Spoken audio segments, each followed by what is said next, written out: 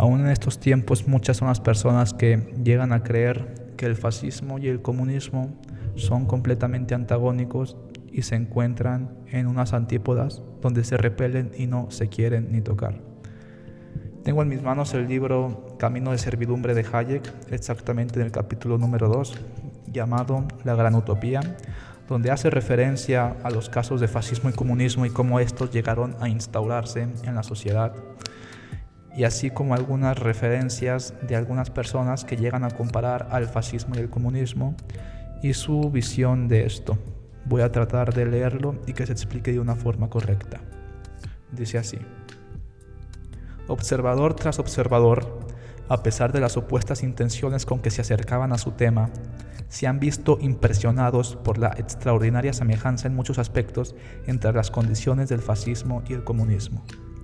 Mientras los progresistas en Inglaterra y en los demás países se forjaban todavía la ilusión de que comunismo y fascismo representaban los polos opuestos, eran más y más las personas que comenzaban a preguntarse si estas nuevas tiranías no proceden de las mismas tendencias.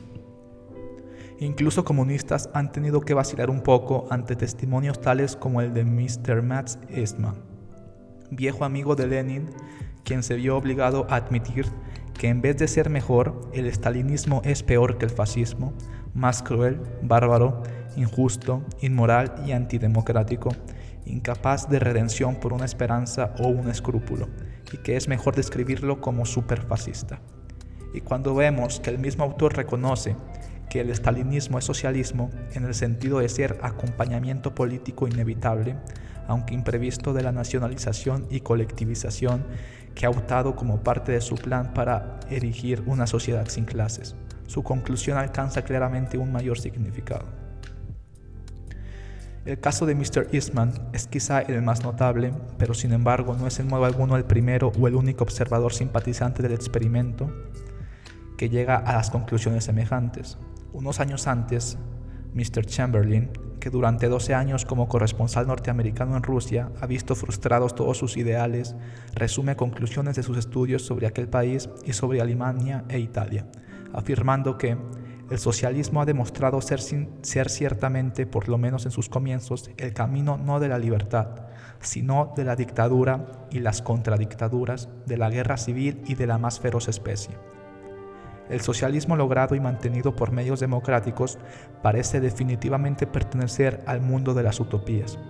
De modo análogo, un escritor inglés, Mr. Boyd, tras muchos años de íntima observación de los acontecimientos en Europa como corresponsal extranjero, concluye que el marxismo ha llevado al fascismo y al nacionalsocialismo, porque en todo lo esencial es fascismo y nacionalsocialismo.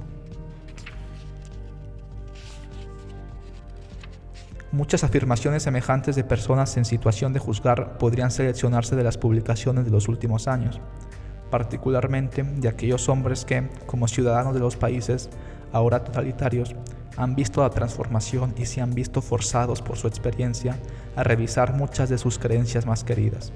Citaremos como un ejemplo más a un escritor alemán que llega a la misma conclusión, quizá con más exactitud que los anteriormente citados. Y dice: el completo colapso de la creencia en que son asequibles la libertad y la igualdad a través del marxismo ha forzado a Rusia a recorrer el mismo camino hacia una sociedad no económica, puramente negativa, totalitaria, de esclavitud y desigualdad, que Alemania ha seguido. No es que comunismo y fascismo sean lo mismo en esencia. El fascismo es el estadio que se alcanza después de que el comunismo ha demostrado ser una ilusión y ha demostrado no ser más que una mera parafernalia, tanto en Rusia estalinista como en Alemania anterior a Hitler. No menos significativa es la historia intelectual de muchos de los dirigentes nazis y fascistas. Todo el que ha observado el desarrollo de estos movimientos en Italia o Alemania se ha extrañado ante el número de dirigentes de Mussolini para abajo, que empezaron como socialistas y acabaron como fascistas o nazis. Y lo que es cierto de los dirigentes es todavía más verdad de las filas del movimiento. La relativa facilidad con que un joven comunista puede convertirse en un nazi o viceversa se conocía muy bien en Alemania y mejor que nadie lo sabían los propagandistas de ambos partidos.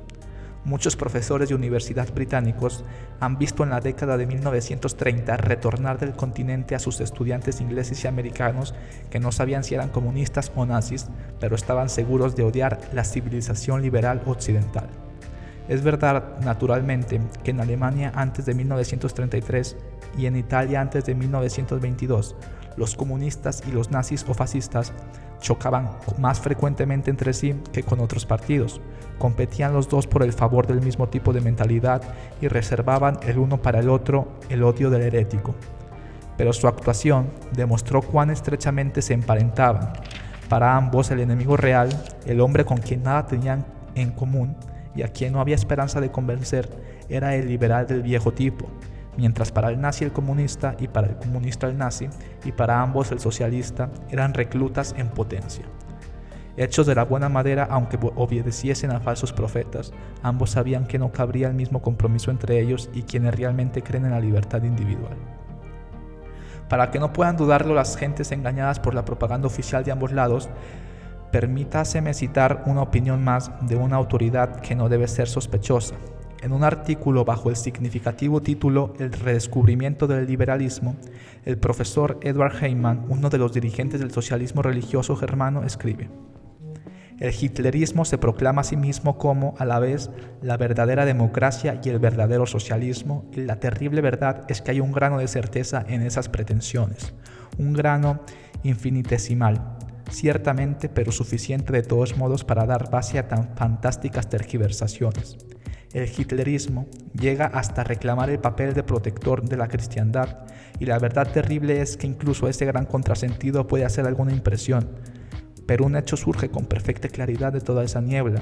Hitler jamás ha pretendido representar al verdadero liberalismo. El liberalismo tiene, pues, el mérito de ser la doctrina más odiada por Hitler. Debe añadirse que si este odio tuvo pocas ocasiones de manifestarse en la práctica, la causa fue que, cuando Hitler llegó al poder, el liberalismo había muerto virtualmente en Alemania y fue el socialismo quien lo mató. Si para muchos que han observado de cerca el tránsito del socialismo al fascismo, la conexión entre ambos sistemas se ha hecho cada vez más evidente, la mayoría del pueblo británico cree todavía que el socialismo y la libertad pueden combinarse.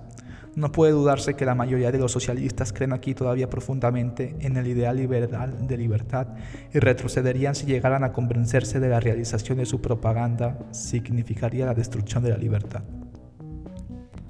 Tan escasamente se ha visto el problema, tan fácilmente conviven todavía los ideales más irreconciliables que aún podemos oír discutidas en serio tales contradicciones en términos como socialismo individualista. Si esta es la mentalidad que nos arrastra hacia un nuevo mundo, nada puede ser más urgente que un serio examen del significado real de la evolución acontecido en otro lugar. Aunque nuestras conclusiones no harán más que confirmar los temores que otros han expresado ya. Las razones por las que esta evolución no puede considerarse accidental no aparecerán sin un examen algo profundo de los principales aspectos de esta transformación de la vida social. En tanto la conexión no se haya revelado en todos sus aspectos, pocos serán los que crean que el socialismo democrático, la gran utopía de las últimas generaciones, no es solo inasequible, sino que el empeño de alcanzarlo produce algo tan sumamente distinto que pocos de sus partidarios estarían dispuestos a aceptar las consecuencias.